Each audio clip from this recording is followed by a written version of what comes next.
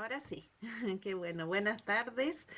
Quería agradecerte en primer lugar la invitación para compartir con ustedes algunas reflexiones sobre el enfoque de igualdad de género y también con algunos ejemplos de un estudio que realizamos hace muy poquito con el equipo de la inclusor, de la consultora en que yo trabajo, que fue un estudio muy interesante acerca de las barreras que tienen las niñas en América Latina para concluir la secundaria, que de alguna manera logra aterrizar y concretar y ver en nuestra región cómo están presentes todavía barreras de género, de igualdad de género, que influyen en que las niñas puedan tener un pleno desarrollo. Así como nos contaban al inicio de todo, creo que es nuestro propósito poder aportar a una vida democrática y al pleno desarrollo de todos los habitantes que vivimos en esta linda y variada región. Y por lo tanto es interesante reconocer algunas cuestiones que todavía están impactando en que esto no sea una realidad para todos nuestros habitantes. Entonces quería hacer una presentación, ojalá lo más breve posible, alrededor de 20 minutos, para que después podamos tener una conversación más interactiva. Creo que siempre eso ayuda bastante a incorporar los conceptos y a todos a tener un aprendizaje mucho más rico en la medida que podamos ser más interactivos. Entonces quería en primer lugar hacerles un repaso por lo que entendemos por enfoque de género y después darles algunos como ejemplos, en fin, situaciones, describir algunas situaciones que encontramos en este estudio que les acabo de comentar. De esta manera, en primer lugar, vamos a comenzar, ¿cierto? Por lo que entendemos por género. Género es un concepto que se viene aplicando ya hace varias décadas y que asume de alguna manera cómo las diferencias sexuales que pueden tener un origen biológico son construidas socialmente en nuestras sociedades. En ese sentido, género es una red de creencias, rasgos de personalidad, actitudes, sentimientos, valores, conductas y actividades que diferencian a hombres y mujeres a través de este proceso de construcción social. Pues esto lo podemos visualizar de una manera más o menos evidente. No es lo mismo ser mujer o ser hombre hace unos siglos atrás. No es lo mismo ser mujer o ser hombre en Turquía, en Guatemala, en el Alto en Bolivia o en la capital de Washington, si uno viene de una familia de clase media, de una familia de bajos ingresos, en fin, si es afrodescendiente, etcétera. O sea, lo que queremos decir con eso que el género es una construcción cultural y social. No es el equivalente en la cultura de una diferencia natural o biológica como puede ser el sexo.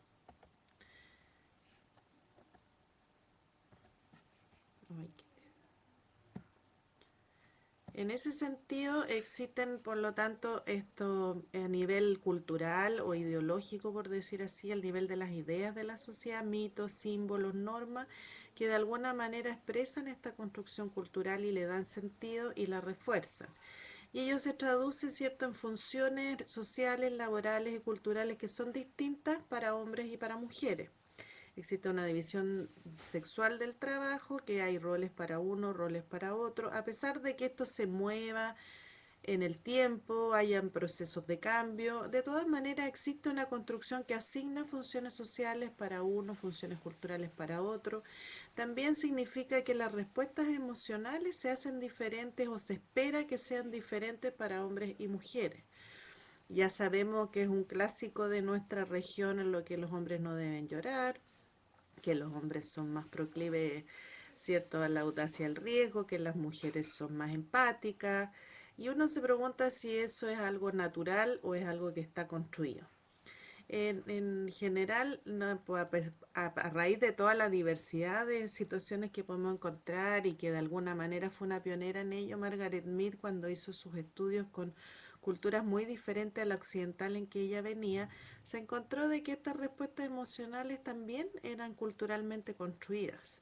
A veces uno piensa que esta respuesta desde la emoción, ¿cierto? No pasa por una necesariamente por un significado cultural, pero efectivamente existen muchos estudios que dan cuenta de que unos son por decir así, los sentimientos, las sensaciones que tienen que ver con una reacción del cuerpo frente a diversas situaciones y otro cómo entendemos esa sensación, cómo le damos color cultural, cómo la analizamos y qué hacemos a raíz de esa sensación tiene que ver, cierto, con una construcción cultural.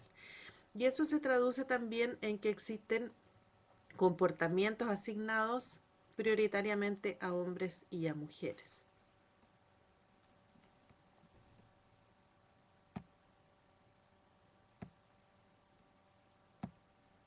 En ese sentido, el concepto de género es algo muy relevante partir diciendo que no es sinónimo de mujer. Muchas veces cuando uno dice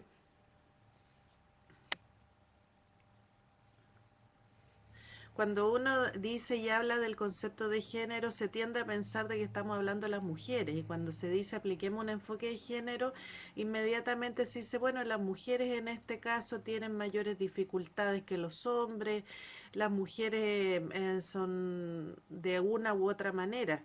Y en realidad lo que es interesante del concepto de género es que es un concepto relacional. Tiene que ver con la construcción de lo masculino y la construcción de lo femenino. Es decir, cuando hablamos de género tenemos que referirnos a hombres y tenemos que referirnos a mujeres, pero a esa construcción cultural y a esa relación. No tiene que ver con lo cómo son las mujeres en sí mismas, sino cómo se relacionan entre uno y otro género. Es un concepto cotidiano, o sea, lo podemos encontrar en lo público, en cómo se estructura desde los roles, cuáles son quienes tienen más acceso a la toma de decisiones, y también en lo privado. Es decir, uno de los aportes que hizo el movimiento Mujeres y el movimiento feminista en particular ha sido el decir que aquello que considerábamos privado, aquello que considerábamos como propio de la decisión íntima, por decir así, de personas y de familias, también está construido culturalmente y por lo tanto también forma parte de decisiones públicas. Y eso tiene mucha importancia, sobre todo cuando nos referimos a temas como la violencia al interior de la familia, la violencia de pareja, que son temas que hace unas décadas atrás se consideraba inviable que hubiera que tomar, que digamos que los estados tuvieran que hacer política y tomar cartas en los asuntos, porque se suponía que era un asunto íntimo. Y lo que nos está develando este enfoque es decir, bueno, eso, aunque aparezca en el ámbito propio de las familias, tiene un origen cultural que es público, que es de todos y que por lo tanto no se va a solucionar esa situación solo por la acción privada de las personas, sino que requiere de una acción colectiva porque está hecho sobre pautas colectivas. Este concepto también implica que no solo hay diferencias entre la manera que concebimos a hombres y mujeres, sino que también se expresan relaciones de poder en ello. Es decir, no solo estamos hablando que los hombres puedan tener una manera diferente de expresar sentimientos, sino que también implica una subordinación que históricamente se ha construido y que como es histórica y es cultural podría también cambiarse, ¿no? Y que además esta situación es importante verlo que tenemos que hacer una suerte de abstracción cuando queremos hacer un análisis de género porque también se afecta por otras relaciones y como vamos a ver después tenemos que interpretar, ¿cierto?, una situación determinada incorporando otras variables también, como las religiosas, las étnicas, las económicas, en fin. No es lo mismo ser una niña de clase media urbana que una niña indígena, de un pueblo indígena de nuestra región que vive en el medio rural. Eso es relevante tomarlo en cuenta, no obstante, exista una distinción general que uno pueda decir hay construcciones diferentes para hombres y mujeres. Y como decíamos, es dinámica, o sea, no es, va cambiando con el tiempo y eso es lo que nos hace también decir que es algo sobre el cual podemos actuar. Estos roles de género afectan las distintas esferas de la vida social y material, es decir, no podemos decir solo que tiene que ver con, por ejemplo, la división del trabajo, que hay oficios masculinos y femeninos, sino que también tiene que ver Disculpe, profesora Marisa. ¿sí? Disculpe por la interrupción. Algunos participantes comentan que no están escuchando, el volumen no es suficiente. No sé si pudiera hablar un poquito más fuerte o aumentar el volumen en su computador. Muchas gracias. Bueno, está en lo más Bueno, está alto, en lo así que más voy a alto, así que tratar voy a de tratar de hablar más hablar fuerte, más ¿les fuerte parece? nomás, ¿les parece? Sí, perfecto. Sí, perfecto. Muchas gracias. Bueno, voy a intentar hablar más fuerte, que a veces es un poco difícil hablarle a una máquina fuerte, uno se encuentra un poco extraña, pero voy a hacer el esfuerzo. Lo que decía básicamente hasta aquí, para quienes no han podido escuchar mucho, solo insistir que el concepto de género es un concepto que alude a una construcción social y cultural, que por lo tanto es importante que tomemos en cuenta que es dinámico, que no es un concepto que podamos dejarlo asociado a un espacio, a una situación estancada en los tiempos, sino que va cambiando, y va cambiando también de acuerdo a las interpretaciones que se van haciendo en la cultura, y también a las diferencias, digamos, y los movimientos que hagan las personas que están involucradas en ella. Em, como decíamos, el enfoque de género implica reconocer que hay distintas relaciones de poder al interior de la sociedad, y que estas diferencias asumen también graduaciones de valor. Es decir, que hay un acceso asimétrico a los recursos, significan privilegios y significan también subordinaciones. Relevante en ese sentido reconocer, por ejemplo, que son ejemplos más o menos clásicos, que está muy documentado que a igual posición, por ejemplo, en el mercado de trabajo, en un mismo oficio, en un mismo trabajo, se le paga más a hombres que a mujeres. Hay un diferencial ahí que tiene una explicación hasta aquí más bien cultural que de algún otro tipo. Implica reconocer que existen identidades y demandas de género específicas, que tienen que ser miradas, ¿cierto? Cuando estamos trabajando por hacer un cambio, hay que mirar con mayor detención las necesidades y las demandas que están incluidas ahí. Y aquí hay una distinción que es relevante hacer, que refiere a las necesidades prácticas y a las estratégicas de género. Cuando hablamos de necesidades prácticas, decimos son necesidades que, bueno, tienen por supuesto todos los seres humanos, que están referidas, ¿cierto?, a poder llevar adelante la sobrevivencia de cada uno. Nos referimos a necesidades de ingresos, de techo, de abrigo, de alimentación, en fin. Y por otra parte, las estratégicas, que tienen que ver con la posición. O sea, unas son aquellas que requieren como el ser humano para poder desenvolverse en su vida, y otra es desde qué lugar y en qué medida puede tomar el asunto en sus propias manos para resolver esas necesidades. ¿A qué nos estamos refiriendo con esto que parece un poquito abstracto? Que es necesario hacer esta distinción, porque muchas veces podemos decir las mujeres tienen pocos ingresos, pero las mujeres al mismo tiempo son bastante cuidadosas con los ingresos, y por su rol piensan mucho más en la familia que en ellas mismas. Entonces, cuando hagamos, por ejemplo, un programa de transferencias condicionadas para aliviar la pobreza, en que se le da subsidios a las familias a condición, ¿cierto?, que establezcan cierto comportamiento, como que los niños vayan a la escuela, haya controles de salud, en fin, se los damos a las mujeres porque las mujeres efectivamente los van a cuidar. En cambio, los hombres podrían tomarlo como un ingreso personal y no necesariamente preocuparse de que los niños vayan a la escuela y eso. Entonces ahí efectivamente estamos asumiendo una necesidad de las mujeres, como es tener mayores ingresos, pero no obstante no estamos dando cuenta de su posición, y estamos entonces reproduciendo un rol familiar.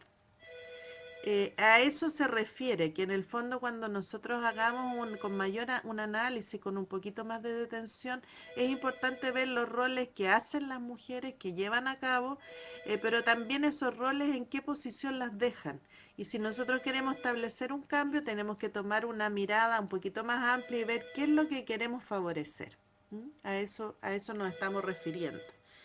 Y por lo tanto, en ese mismo sentido, si nosotros detectamos, ¿cierto?, que existe una desigualdad de género en nuestras sociedades, que como se decía al inicio, queremos promover desde la propia escuela un cambio en aquellas situaciones que generan subordinación o discriminación o alejamiento de la vía democrática, por decir así, de algunos de nuestros propios estudiantes, tenemos que asumir una perspectiva de cambio, es decir, mirar qué son esas relaciones de género, entenderlas bien, ver dónde está exactamente los mecanismos de subordinación y actuar sobre ello. Entonces, ¿qué fundamentos hay para esta subordinación? Existe desde los inicios una naturalización de la diferencia sexual, o sea, las niñas por su naturaleza, las mujeres por su naturaleza, por el hecho de que tienen capacidad de ser madre. Entonces sacamos una cantidad enorme de conclusiones, ¿no? Eso significa que están más dispuestas a pensar en los otros, son más sentimentales, son más emotivas, son más cuidadosas, tienen mayor motricidad fina, en fin, a partir de una diferencia sexual empezamos a naturalizar una cantidad de construcciones culturales que se han hecho a partir de esa diferencia sexual y en la medida que no miramos el origen cultural de esa diferencia tendemos a naturalizarla y que por lo tanto esas relaciones se perpetúen en el tiempo. Esas diferencias han dado lugar, como ya decíamos, a la división sexual del trabajo, que vamos a ver un poquito más adelante con más ejemplos. Lo mismo la asignación de los roles y las identidades, la distribución de las tareas y las asignaciones de valores diferenciados que terminan institucionalizando esta desigualdad. Y vamos a mirar esto con algunos ejemplos y viendo cómo esta construcción social genera, ¿cierto?, una dimensión ideológica que son los valores, la manera en que vemos el mundo, lo que nuestros juicios maestros sobre cómo son los niños y las niñas, cómo son los hombres y las mujeres, en fin, y cómo en el fondo tenemos una serie de dispositivos que hacen que esta construcción se vaya reproduciendo, ¿cierto? Desde cómo les hablamos a nuestros niños al inicio, como decimos, bueno, las niñas seguramente en los recreos van a estar más tranquilas en un rincón y los niños van a necesitar jugar a la pelota, entonces le dejamos el patio central. Hay una serie de elementos que tienen que ver con esta dimensión de cómo entendemos a cada uno de ellos. Esto se transforma, ¿cierto?, en una dimensión operativa que termina, ¿cierto?, viendo que necesitamos también ver qué hay de eso que significa subordinación y por lo tanto pasamos a una dimensión política que es todo lo que de alguna manera se ha construido ya, que conocemos sobre las necesidades de cambiar las situaciones que terminan siendo discriminación contra las mujeres. Nos referimos aquí a todo el marco internacional, por ejemplo, que ya existe, que existe bastante consolidado hace un tiempo, ¿cierto? Sobre todas las conferencias internacionales que ven los derechos de las mujeres como parte de los derechos humanos y afirman una serie de acciones que tienen que hacerse cargo distintos actores, desde los gobiernos, los organismos internacionales, pero también las organizaciones de la sociedad civil y cada uno de nosotros en tanto personas que estamos siendo parte de una sociedad. Cada gobierno también tiene sus políticas y después cada institución también tiene sus políticas si así quiere pensarlo. Cada escuela, ¿cierto? Supongo yo, con los planes de convivencia que hace, los reglamentos a los alumnos, las normas de conducta, las normas para la contratación, todo eso implica también una manera de enfocar, ¿cierto?, las relaciones de género y de alguna manera querer cambiarla o querer mantenerla. Estos roles determinan, como decíamos, ámbitos de acción.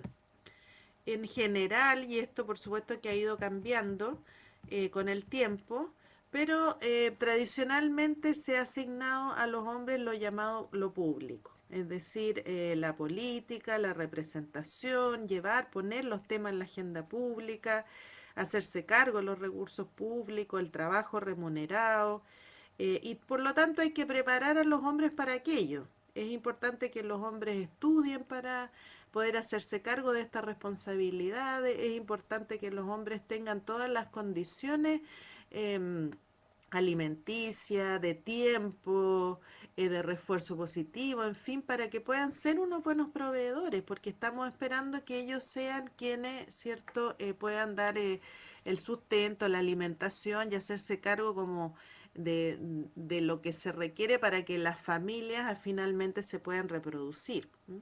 Pero esto ha llevado también a que se asuma que los hombres en general son quienes están más a cargo de la creación, son quienes tienen características que los hacen más con mayor facilidad de aceptar retos y riesgos. En general tendemos a ver eso como una característica masculina, como se necesita que los hombres, ¿cierto?, asuman tareas productivas, generen los ingresos, eh, estén como siempre creando nuevas fórmulas, inventando, tomando riesgo para que eso pueda pasar, cosa que en general se asume, como digo, para lo masculino y para los hombres, porque para las mujeres se espera que las mujeres básicamente se dediquen a lo reproductivo, al cuidado de los otros. Ese es como el eje en la vida de las mujeres, sean sus propios hijos, sean los mayores, sean las personas que están en situación más vulnerable,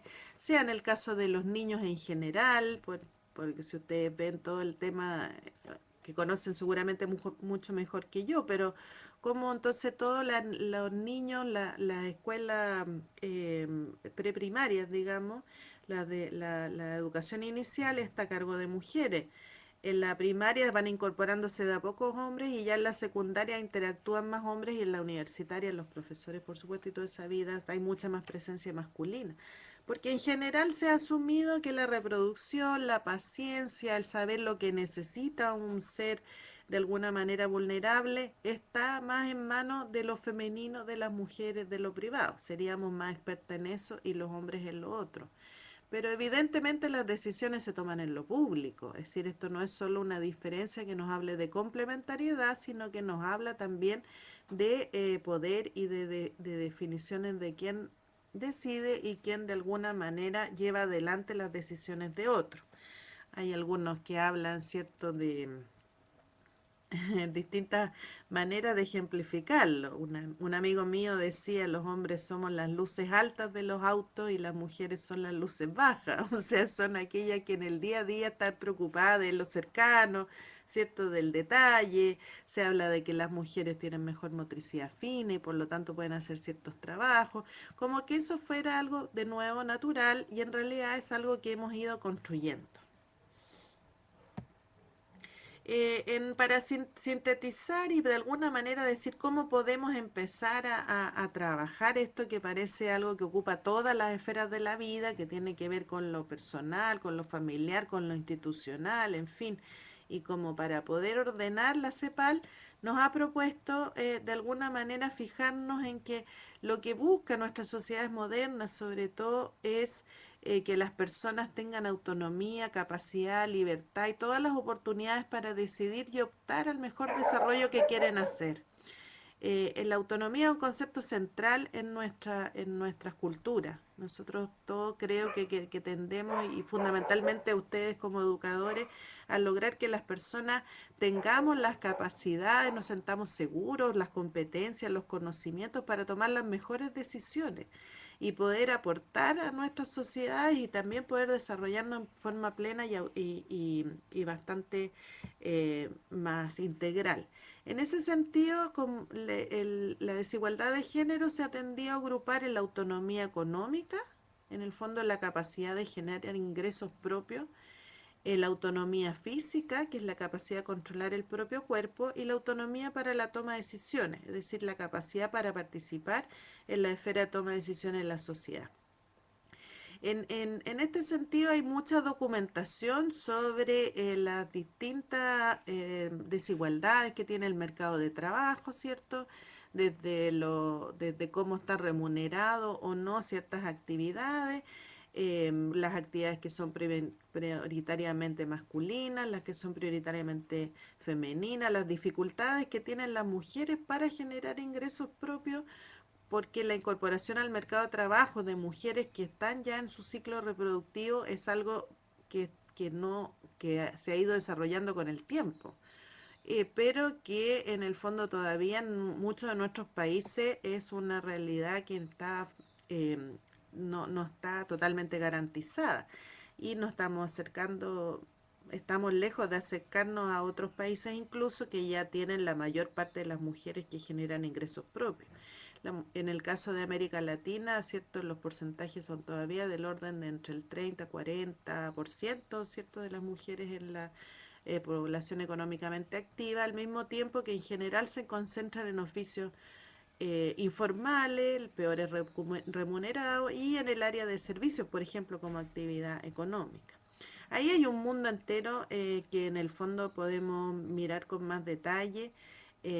Yo creo que es interesante que ustedes lo vean. ¿Qué es lo que hace que desde tan, digamos, que sigamos reproduciendo esto? ¿Qué hay en nuestra formación, en nuestra manera de considerar las habilidades de unos y otros, que termina, cierto, reproduciéndose de esta manera, y como que existiera una barrera tan grande para cambiar en el plano de los ingresos? En el plano de la autonomía física, la capacidad de controlar el propio cuerpo se refiere tanto a todo lo que es un ámbito tan dramático como la violencia, que es la peor expresión, ¿cierto?, de la subordinación y del control y del ejercicio del poder de unos sobre otros. La violencia contra las mujeres es enorme. Existen datos muy fuertes en toda nuestra región respecto de la prevalencia de la violencia digamos, no solo la violencia física o sexual, que pueden ser como las más fuertes, y el caso de los femicidios, por ejemplo, que ahora se han documentado como en el fondo hay mujeres que mueren en manos de sus parejas, basado en esta misma concepción, cierto, de relaciones de género, donde los hombres suponen que las mujeres les son de su propiedad, y por lo tanto si ellas se rebelan frente a eso, ellos pueden llegar incluso a matarla. En fin, ahí hay un ámbito también muy fuerte que tiene que llevarnos a pensar en cómo es la capacidad de controlar nuestro propio cuerpo, qué pasa con la salud reproductiva, por ejemplo, cuántas son las decisiones que las mujeres pueden tomar respecto del número de hijos que quieren, cuándo los quieren, con qué espaciamiento, con quién los quieren, en qué momento, en fin. Cómo esas decisiones pueden tomarlas las personas a partir de, cierto, de su información, de una buena autoestima, de una serie de oportunidades que les permitan hacerlo en un sentido, cierto, de desarrollo.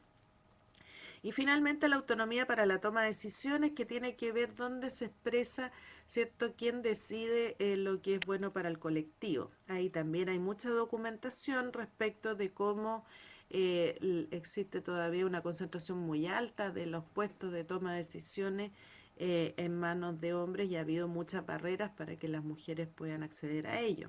Cosa que, si seguramente ustedes lo ven en las experiencias de la escuela, es muy curiosa, porque ellos no ocurren necesariamente ni en la niñez ni en la adolescencia, sino que hay muchas experiencias donde las mujeres tienen más liderazgo incluso que los varones en ciertos momentos, en todo lo que es la participación adolescente, en las mismas actividades escolares, en fin. Pero algo pasa que después eso no se traspasa al mundo adulto, donde se toman las decisiones de, del conjunto de la sociedad. Entonces, en síntesis, como conceptos que son relevantes, las consideraciones de género, ¿cierto? Que es como es la situación relativa, de nuevo, entre mujeres y hombres. Es decir, no solo pensemos cómo es la situación para las mujeres o para los hombres separados, sino que en general cómo es para ambos. La equidad de género, por otra parte, se refiere a la distribución justa de recursos, responsabilidad entre mujeres y hombres, que respetan las diferencias. Entonces, en este sentido, a veces se hace un análisis y se dice, bueno, hay tantas dificultades, por ejemplo, para el acceso, ¿cierto?, a puestos de representación entre hombres y mujeres, que se pueden tomar medidas temporales para compensar o mitigar estas desventajas y tratar de cambiarlo, y eso es lo que en general se habla como leyes de cuota o discriminación positiva, que en el fondo es dar una ventaja especial para grupos que han sido históricamente discriminados, como para cambiar los mecanismos y luego poder digamos, terminar con esas medidas circunstanciales.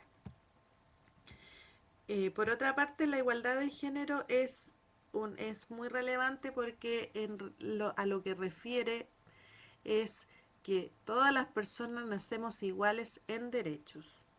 Es decir, que tenemos que tener las mismas oportunidades, garantizarnos los mismos derechos, el acceso y el control de los recursos, independientemente de cierto del sexo con que nacimos o de la etnia donde nacimos, y se basan en la concepción ética de los derechos humanos.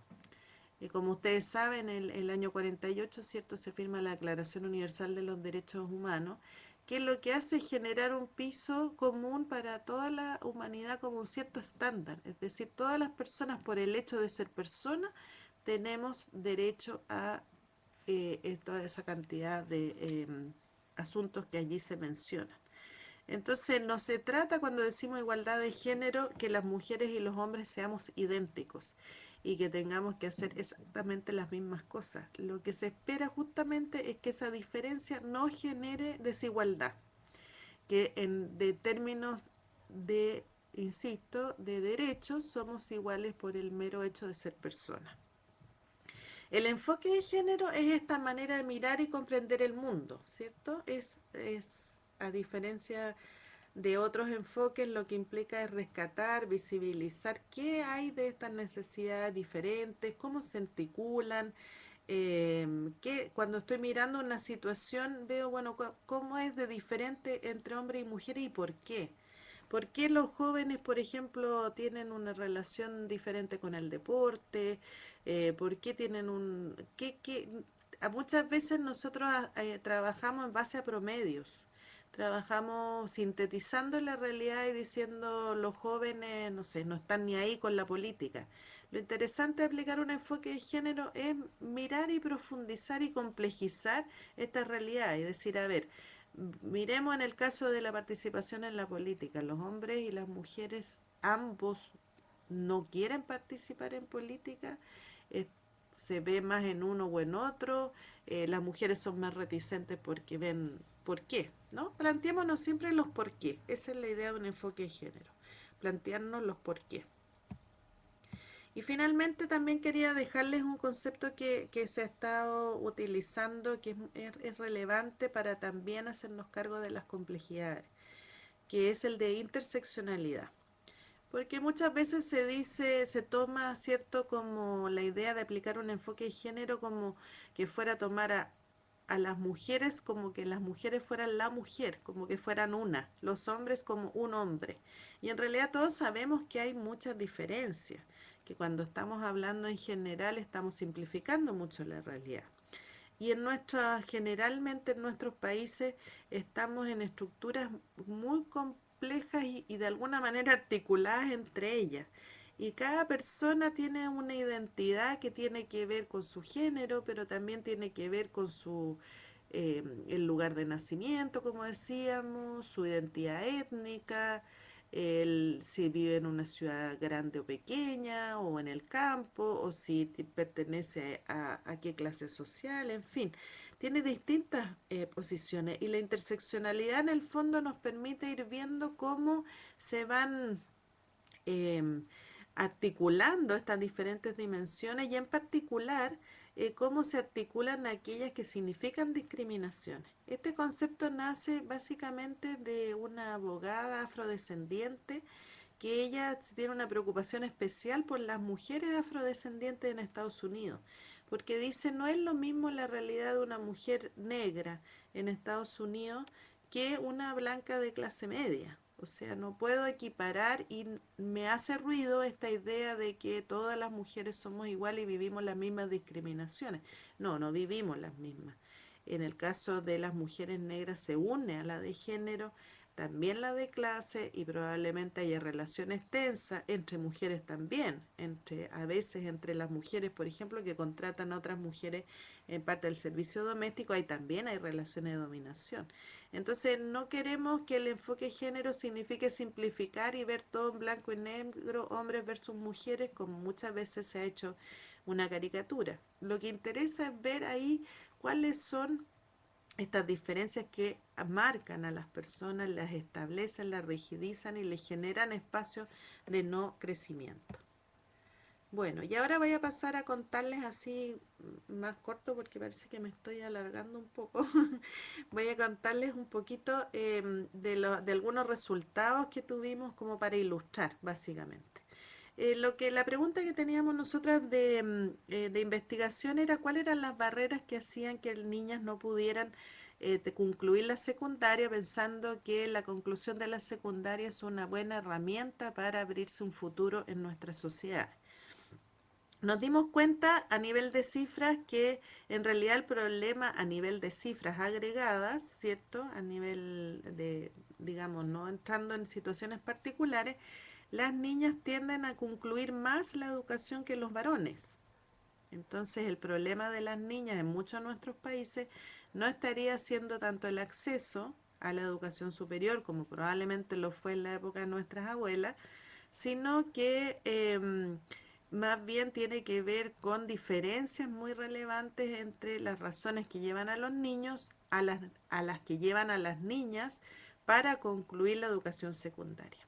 Y hay algunas barreras que están vinculadas al propio sistema educativo, eh, que tienen que ver, por ejemplo, con que la educación inicial todavía es una realidad no de total ni universal acceso en nuestra región, entonces muchas veces el cuidado de los hermanos pequeños queda a cargo de las niñas grandes o adolescentes y por lo tanto para aunque las madres o padres no quieran, muchas veces no tienen más alternativa para cuidar a los pequeños y a las labores reproductivas que implican la casa, el hecho que lo hagan las adolescentes. Y esa es una de las razones por la cual dejan la escuela. Por lo tanto, si a lo mejor hubiera una cobertura mucho mayor de educación inicial, ello permitiría también aliviar una carga de trabajo para las adolescentes, fundamentalmente.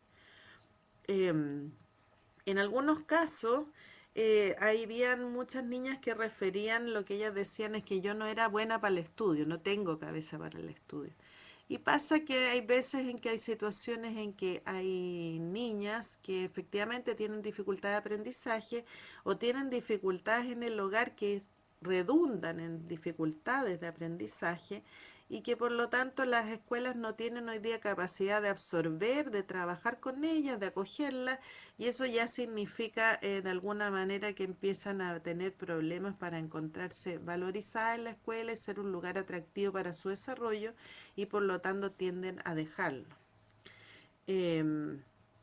A veces también las niñas nos planteaban de que es un gran esfuerzo, ¿cierto?, la educación para ella y sin embargo la educación no les asegura necesariamente tener un mejor empleo que sus madres, ni que vayan a tener mayores oportunidades de estudio que a lo mejor de estudio superior puede que hayan tenido respecto a sus madres, pero no necesariamente su vida, lo que ellas hagan en el futuro va a ser tan decisivo por las herramientas que reciban en la educación.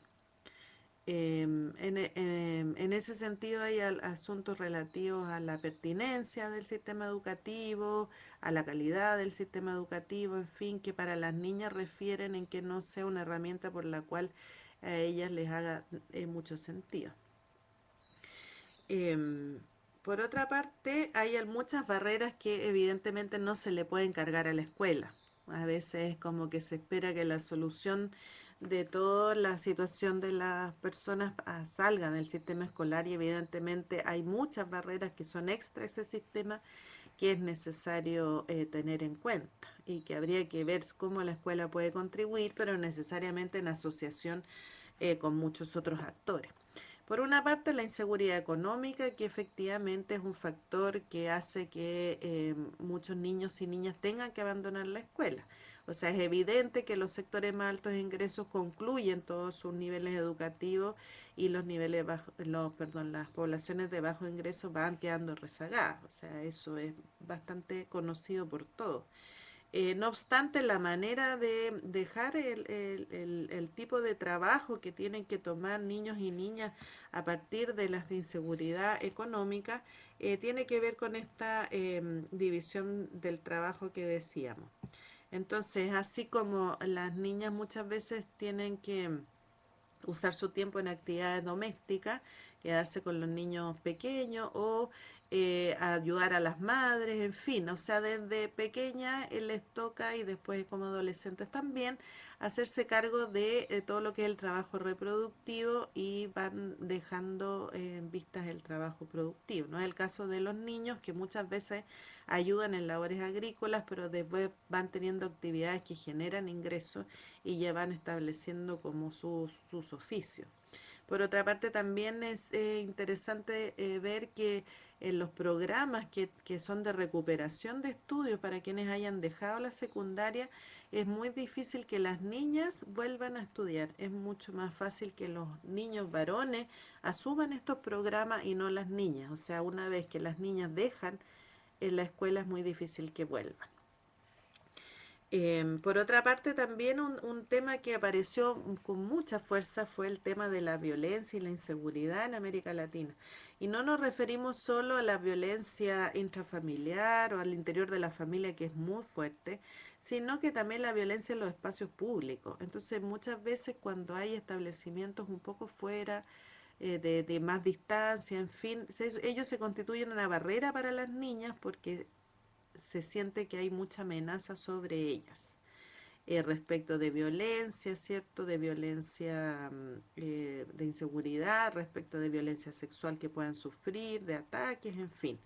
Y es algo que forma parte de las opciones de las niñas, es decir, acudirían a determinados establecimientos. Hay un estudio, por ejemplo, en Chile respecto de las elecciones que hacen las niñas en carreras superiores y uno de las dimensiones que toman en cuenta es dónde queda el lugar de educación superior, cosa que es diferente en el caso de los varones que tienen mucha más libertad de movimiento como ellos mismos reconocen. Por otra parte, el tema del embarazo adolescente es un tema muy presente en el caso de la región.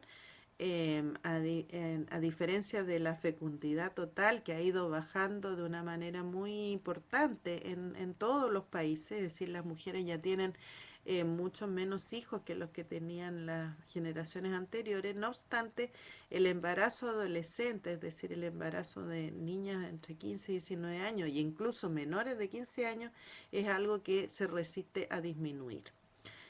Hay bastantes programas, la información sobre cómo métodos de cuidado, en fin, es bastante más disponible. No obstante, hay razones que todavía son muy estructurales, pareciera, que no permiten que este fenómeno baje.